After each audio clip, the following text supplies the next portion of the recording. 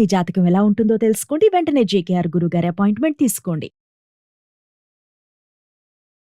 నమస్కారం గురుగారు. మహాదేవ తల్లి. చాలా మంది చక్కగా వ్రతాలు అన్ని చేసుకుంటూ ఉంటారు. మనం గత వీడియోలో చెప్పుకున్నట్టు భర్త నిండు నూరేళ్ళు సౌభాగ్యాలతో ఉండాలి అని చెప్పి చేసుకుంటారు. వ్రతం చేసుకున్న తర్వాత అందులో వచ్చింది ఏంటంటే వ్రతంలో పెట్టిన కలశం మీద ఒక కొబ్బరికాయని పెడతారు. వ్రతం అయిన తర్వాత ఆ కొబ్బరికాయని ఏం చేయాలి? ధర్మశాస్త్రంగా మనం వెళ్ళాలనుకుంటే అమ్మ, మొదలు అసలు ఆ కలశం అనేది ఎందుకు పెడుతున్నారు?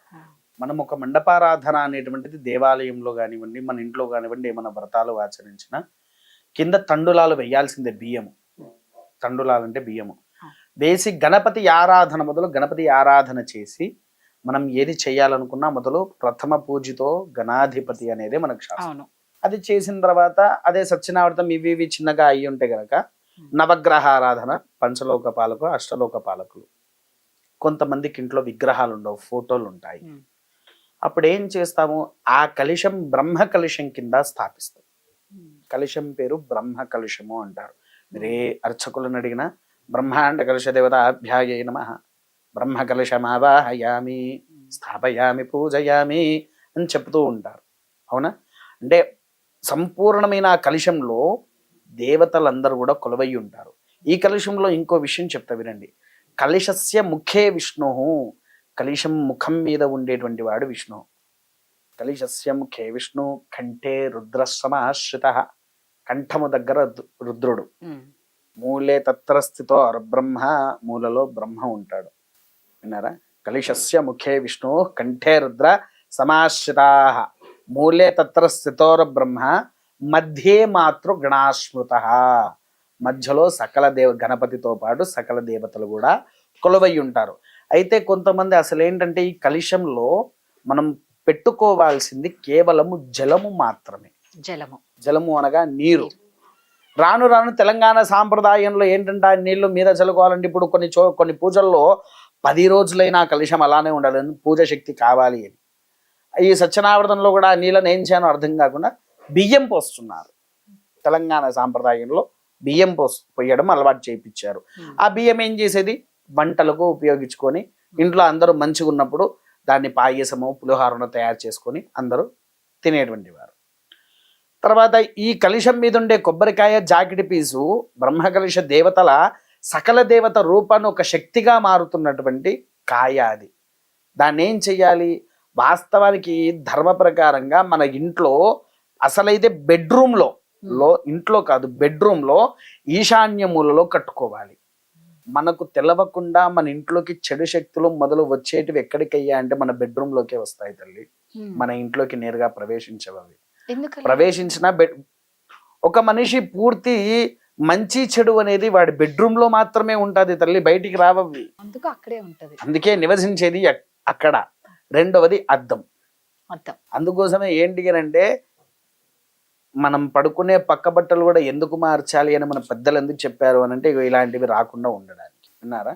అది ఎప్పుడైతే మనం ఈశాన్యంలో కడతామో అప్పుడు మనలో బెడ్రూమ్లో ఉండేటువంటి సర్వదోషాలు తొలగిపోతూ ఉంటాయి. అదొకటి. మరి గురుగారు నేను వారం రోజుల కిందటనే వ్రతం చేసుకున్నాను, మళ్ళీ ఇప్పుడు ఇంకో వ్రతం చేస్తున్నా, ఈ కాయ ఎక్కడ పెట్టుకోవాలంటే ఇంటి గుమ్మం దగ్గర లోపల వైపు ఈశాన్యంలో పెట్టుకోండి. ఇంటి గుమ్మంలో లోపల ఈశాన్య వైపు కట్టుకోండి. ఇంకా కొబ్బరికాయలు వాస్తవానికి ఎక్కువ అవుతూ ఉంటే ఇంకోటి ఏం చేయాలి, పాతవి విప్పేసి తీసుకుపోయి నదిలో వదిలేసేయాలి. నదీ తీరాలు అంటే ప్రవహించే నదులు, ఊర్లో ఉండే చెరువులలో కాదు, ప్రవహించే నదులు అంటే గోదావరి, గంగా, కృష్ణ ఇలా ఉంటాయి కదా, వాటిలో మనం వదిలిపెడితే దాన్ని పరిపూర్ణ ఫలం అనేది మనకు దక్కుద్ది. లేదా ఇలా చేయలేరు అనుకుంటున్నారు, హోమం చేసేటప్పుడు పూర్ణ ఫలము అని ఒకటి వస్తుంది. ఎప్పుడు పూర్ణాహుతి జరిగేటప్పుడు మీ అందరితో పూర్ణ ఫలం వేయిస్తూ ఉంటారు. అప్పుడు ఏం చెయ్యాలి అని అంటే, ఇది మనం కొంతమందికి గోదావరి నది ఇప్పుడు వీటి కోసం సపరేట్గా పోవాలంటే దూర ప్రాంతాల వాళ్ళు వెళ్ళలేరు. ఏదైనా హోమం జరిగేటప్పుడు ఆ విప్పి తీసిన ఏదైతే ఉందో అది తీసుకుపోయి హవనంలో సమర్పించవచ్చు. అలా సమర్పించిన దాని శక్తి మన ఇంటికి వస్తుంది. అంతేగాని కొంతమంది వాటిని పక్కకు పెట్టి అలానే వదిలిపెట్టేస్తారు. కొంతమంది మాత్రం పైనుండే జాకెట్ పీస్ ఏదైతే ఉంటుందో వస్త్రాన్ని దాన్ని జాకెట్గా కట్టుకొని తయారు చేసుకొని పెట్టుకుంటూ ఉంటారు. ఈ క్రతువులు ఆచరిస్తే చాలమ్మా, వ్రతశక్తి ఏదైతే ఉందో అది పరిపూర్ణంగా మనకు దక్కుద్ది. పరిపూర్ణంగా దానికి కావాల్సిన యొక్క అనుగ్రహాన్ని మన ఇంటిల్లిపాది మనతో పాటు మన పిల్లలు, భర్తలు అందరూ కూడా సకలంగా శ్రేష్టంగా లక్ష్మీ అనుగ్రహంతో నిత్యంగా నుండు నూరేళ్ళు ధన కనక వస్తు వాహనాలతో విరధిల్లుతూ ఉంటారు. మీరు అన్నట్టు ఇలా చేస్తే ఆ వ్రత శక్తి అనేది ఉంటుంది. ఇట్లే చూసుకుంటే గురుగారు, మామూలుగా పూజ చేసిన తర్వాత మనం అలంకారానికి పూలు పెడతాం కదా, అవునమ్మా. ఆ పూలని చక్కగా కొంతమంది కవర్లో జమ చేసుకొని మన ట్యాంక్ బండ్ దగ్గర కానీ అలా, నిజంగా ఆ పూలని ఏం చేయాలి అంటే, ఇప్పుడు ఎక్కడ ఎవరు వెళ్ళి అంత టైం ఉండదు అంటే, అలా మనం డస్ట్బిన్ లో అననికి నాకు రావటంలే, అవునమ్మా.